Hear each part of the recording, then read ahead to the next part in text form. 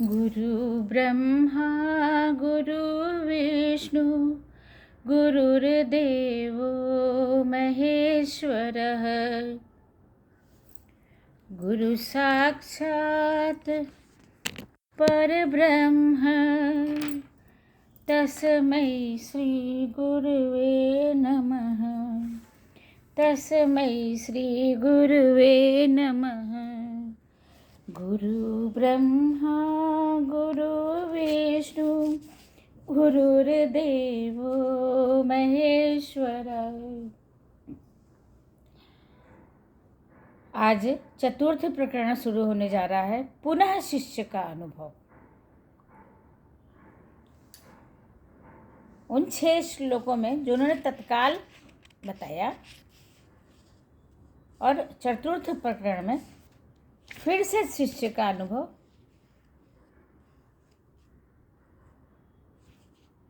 कि उन्होंने क्या अनुभव किया। राजा जनक तो कोरे कागज थे, और उनको जो है कागज उनके कोरे कागज पर और खूब ऐश्वर्य भोगा था, लेकिन सत्संग भी बहुत किए थे। लेकिन वो कैसे आश्वस्त हो पाते। कागज पर जो लिखा है वह पढ़ने योग्य है और भविष्य में रहने वाला है या नहीं है। इसी से ये गुरुजी ने उनको जांचा। फिर 5वां प्रकरण शुरू हुआ। इसका नाम है लयोपदेश, लय का उपदेश। अष्टावक्र मुनि अब शिष्य को लय का उपदेश बता रहे हैं। गुरुदेव ये भी संकेत करते हैं कि लय को बिगाड़ने का कार्य बाह्य विकार करते हैं, बाह्य शक्तियाँ करती हैं। संगीत की लय चंचल मन बिगाड़ता है, नदी की लय उथला मार्ग बिगाड़ता है, प्राणों को लय रोग बिगाड़ते हैं। अर्थात लय को बिगाड़ने का प्रयास उन शक्तियों द्वारा होता है जिन्हें लय में अपना विनाश हो जाने का भय रहता है। उन्हें विस्तार चाहिए। जैसे नदी के जल की इच्छा विस्तार की हुई तो किनारे तोड़ लिए। जिन्हें अभिमान होता है वे भी लय के शत्रु हैं, और जो उद्दंड होते हैं वे भी मन के उद्दंड हैं, एक जगह टिकता ही नहीं है। तभी तो मानव की प्रवृत्ति चंचल, इच्छामयी और लालची होती जाती है। गुरुदेव की ये बात ध्यान रखिएगा कि लय को बिगाड़ने का कार्य बाह्य विकार ही करते हैं।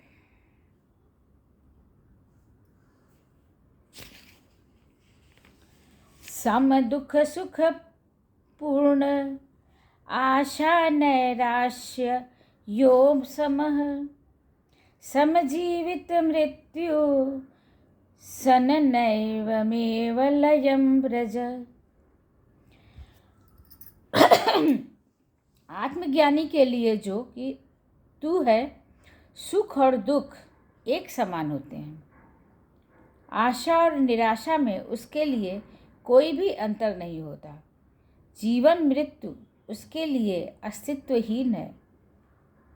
अतः इन्हीं अनुभूतियों को लयलीन कर दे।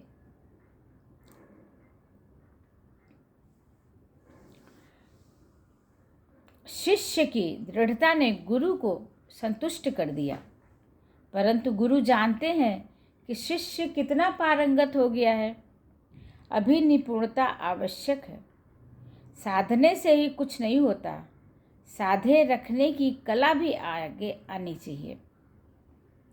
किसान बछड़े को हल्का जुआ साधना सिखाता है, फिर अभ्यास के द्वारा उसे साधे रखना सिखाता है, जिससे उसकी लय बनी रहे। सत्ता कोई भी हो, कर्म कोई भी हो, लय आवश्यक है। लय का अर्थ तारतम्य है, अर्थात जो आरंभ हो गया वह बिना किसी बाधा के सतत चलता रहे। संगीत में लय ही तो है जो कर्ण प्रिय होती है। सृष्टि लयबद्ध है, सभी तत्व लयबद्ध हैं, प्राण लयबद्ध हैं और आत्मा भी लयबद्ध है। यह समस्त दृश्य अदृश्य जगत लयबद्ध है। लय बिगड़ते ही नष्ट होना पड़ता है। प्राणों की लय बिगड़ते ही मृत्यु होती है। गीत की लय टूटी कि सुरीला कंठ भी बेसुरा प्रतीत होता है। कोयल और कौवा एक ही प्रजाति के पक्षी हैं। कोयल जो लय में कूकती है वो सबको प्रिय लगती है। कौवा की लय तो है पर कर्कश है जो बुरी लगती है। वास्तव में सब कुछ लय से आबद्ध है।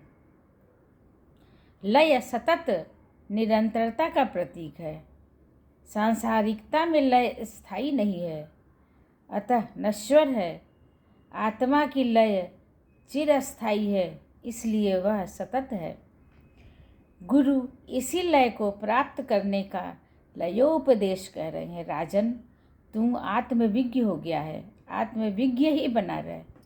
इसके लिए लय को प्राप्त कर स्वयं को मृदंग बनाकर स्वयं के हाथों में इतनी कुशलता ला कि लयहीन हो जाए। शेष सब विस्मृत कर दे, देह का मोह त्याग दे, जीवन मरण के अस्तित्व को नकार दे, सुख दुख की अनुभूति से बाहर आ, आशा निराशा का विचार ही न कर, ये तेरे विषय है ही नहीं। किसके हैं तू यह भी मत विचार कर, तेरे लिए तो यह विचार भी निलय है कि यह सब किसका है। तू केवल लय को प्राप्त हो।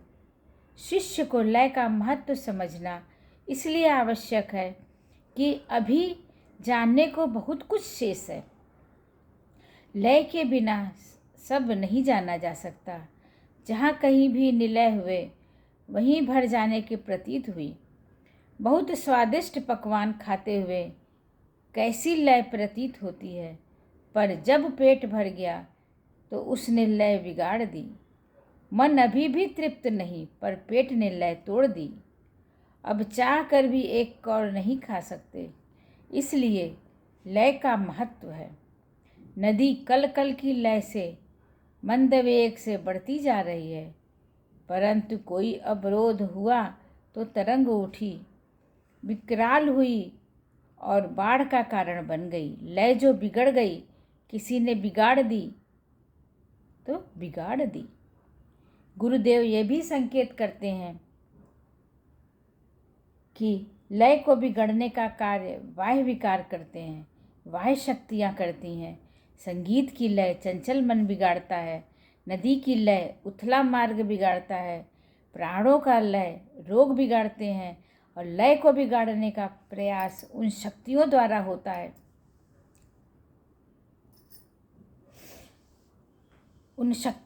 होता है, जिन्हें लय में अपना विनाश हो जाने का भय रहता है।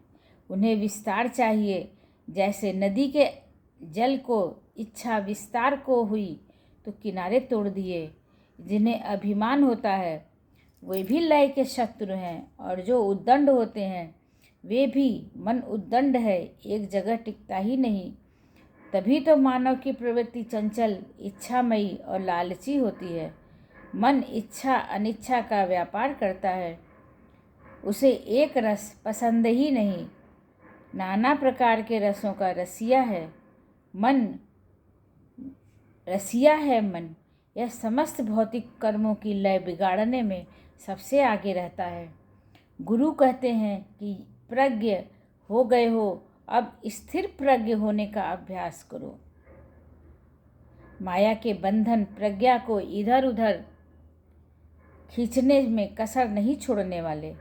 उसके आसपास भ्रम जैसे अचूक, मोह जैसे घातक, लोभ जैसे नुकीले अस्त्र हैं, जो लय को बिगड़ते ही प्रहार करते हैं। निरंतरता में बाधा का अर्थ है रिक्तता।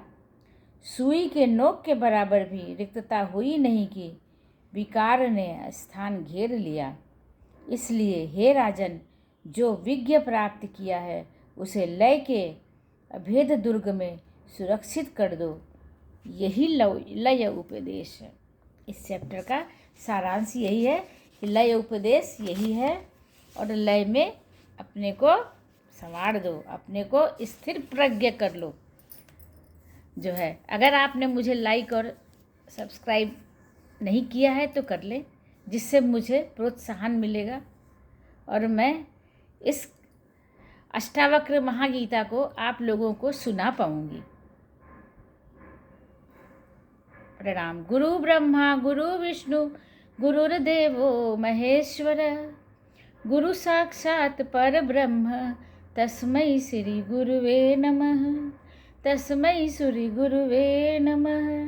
सबके जीवन में ऐसा गुरु आना चाहिए जो ऐसी शिक्षा दे कि मेरा यह लोक और परलोक दोनों सुधर जाए। प्रणाम।